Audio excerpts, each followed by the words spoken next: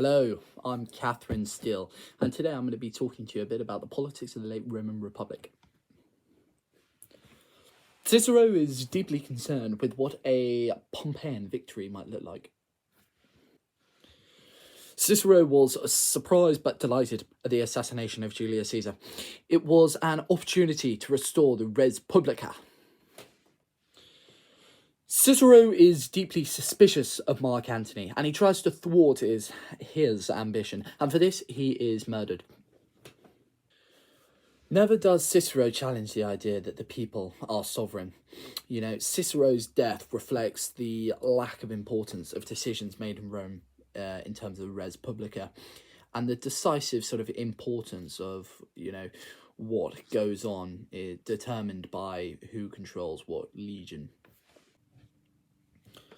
Hello, my name is Dr. Ed Bispen, and I'll be talking about the politics of the late Roman Republic. There is an emergence of political leaders who want to harness the power of the plebs. Gracchus's chief aim was to address the problem of landlessness, and he sort of let the popular genie out of the bottle. Two types of people that can't be controlled: generals and populares. There are two types of people that cannot be controlled: generals and populares. The Republic is completely inadequate to deal with these forces, and this is what results in civil war.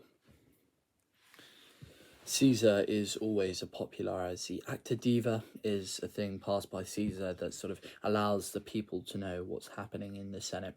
The Senate is more concerned with keeping its power than fixing the problems. So much of the traditions, political protocols, and ceremony of the Republic get in the way of Caesar.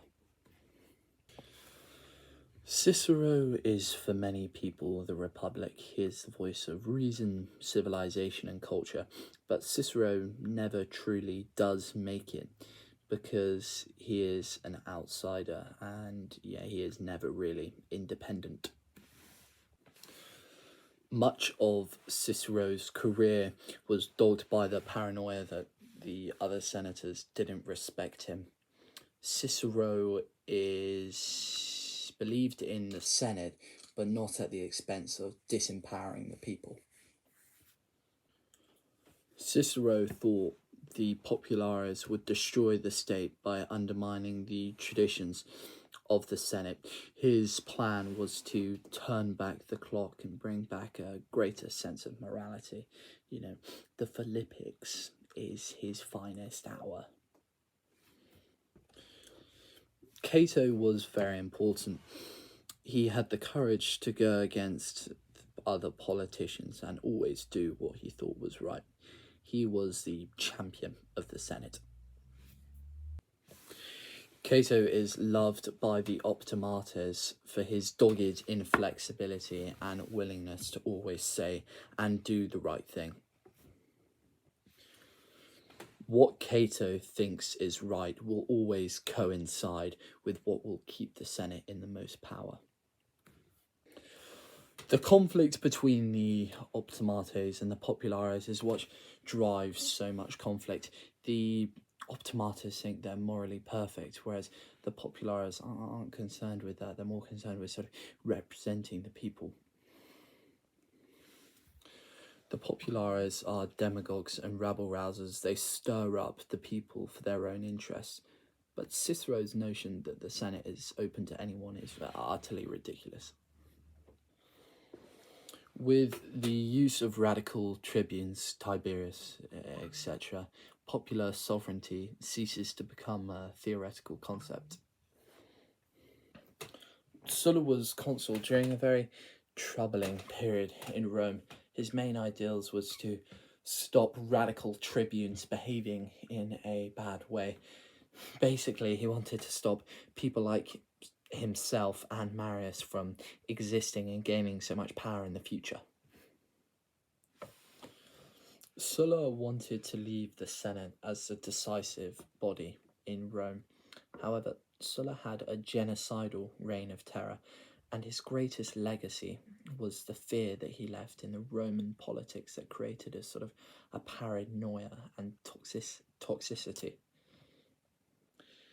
Sulla created a psychosis of the age, the fear that any ambitious general could rise up and seize power. It was the single dominating fear of the Republic.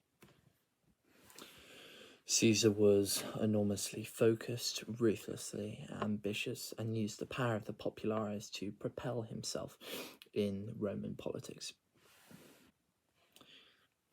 Caesar going to Gaul gave him wealth, patronage, experience, and also a sort of an aura of invincibility and vast popularity that made him one of the single sort of dominating figures of the age. In his consulship, Caesar behaves like a radical tribune. You know, Caesar has gone so far beyond all the traditional bounds of restraint and competition that it simply isn't funny anymore. Caesar is more of a threat than all of his predecessors rolled into one. The Senate seduce Pompey into becoming their machine against Caesar. Caesar is so ambitious that he is likely to let Pompey go on and on in Rome.